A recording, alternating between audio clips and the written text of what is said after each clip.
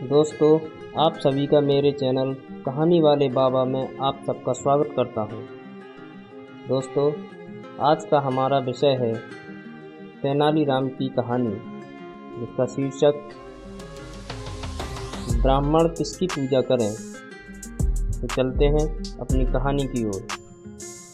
एक दिन महाराज कृष्णदेव राय ने कहा, सभी दरबारी तथा मंत्रीगणों को यह आभास तो हो ही गया होगा कि आज दरबार में कोई विशेष कार्य नहीं है और ईश्वर की कृपा से किसी की कोई समस्या भी हमारे सम्मुख नहीं है। अतः क्यों न किसी विषय पर चर्चा की जाए।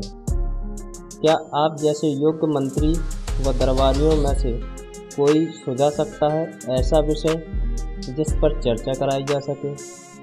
तभी तेनालीराम बोला, महाराज, विषय का निर्णय तो आप ही करें तो अच्छा होगा। महाराज ने कुछ सोचा और फिर बोले, जैसा कि आप सभी जानते हैं कि क्षत्रिय, वैश्य, शूद्र तीनों वर्ण ब्राह्मण को पूजनीय मानते हैं। सभी दरबारियों व मंत्रियों को महाराज का यह प्रश्न बेहद सरल प्रतीत हुआ।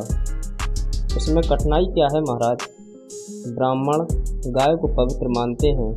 गाय जो कामधेनु का प्रतीक है, एक मंत्री ने उत्तर दिया। दरबार में उपस्थित सभी लोग उससे सहमत लगे। तभी महाराज बोले, तेनालीराम, क्या तुम भी इस उत्तर से संतुष्ट हो या तुम्हारी कुछ अलग ही राय है?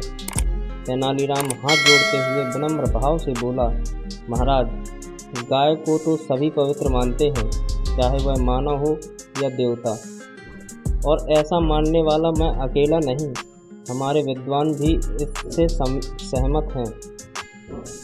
यदि ऐसा है तो ब्राह्मण गौचर्म अर्थात गाय की खाल से बने जूता चप्पल क्यों पहनते हैं? महाराज ने फिर पूछा। दरबार में चहुं ओर चुप्पी छा गई। दरअसल महाराज ने जो कुछ भी कहा था वह बिल्कुल सच था। इस प्रश्न का उत्तर किसी के पास न था। सबको चुप देख महाराज ने घोषणा की कि जो भी उनके इस प्रश्न का संतोषजनक उत्तर देगा उसे 1000 स्वर्ण मुद्राएं पुरस्कार स्वरूप दी जाएंगी। 1000 स्वर्ण मुद्राओं का पुरस्कार दरबार में उपस्थित सभी लेना चाहते थे, लेकिन प्रश्न का उत्तर कोई नहीं जानता था। सभी को चुपचाप बैठा देख तेनालीराम अपने आसन से उठते हुए बोला, महाराज, ब्राह्मण के चरण अर्थात पैर बेहद पवित्र माने जाते हैं, उतने ही पवित्र जितना कि किसी तीर्थ धाम की यात्रा। अतः गौचर्म से बने जूते चप्पल पहनने से गायों को मोक्ष मिलता है। गलत तो हर हाल में गलत ही होता है।